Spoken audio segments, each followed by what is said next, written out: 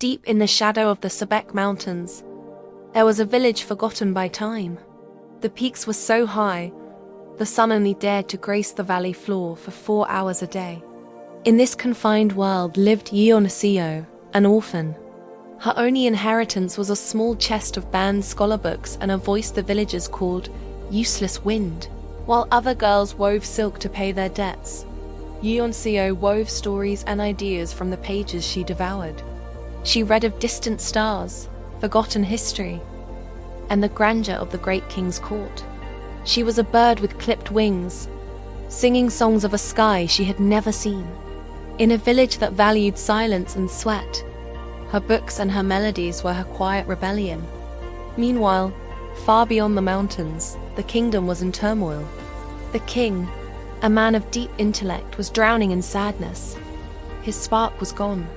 His advisors pushed him to find a new consort, a favorite to bring light back to his world. But the king refused the daughters of greedy ministers. He wanted something real. So, he began the Great Tour, a secret mission disguised as a royal inspection. He traveled to the most remote corners of his land, searching for a soul that had grown not in a manicured garden, but in the wild. He was listening for a frequency that matched his own.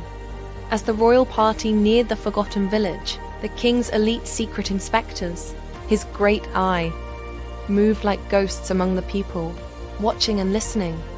It was at twilight, as the last rays of sun vanished, that it happened. Yeon-seo, thinking she was alone, stood at the village edge and began to sing. It was a poem from her books, a song about a lone moon searching for a home. Her voice didn't just carry on the air, it resonated through the very trees. The king, walking in disguise nearby, stopped dead in his tracks. He had heard the most polished singers in the capital, but their voices were empty mirrors.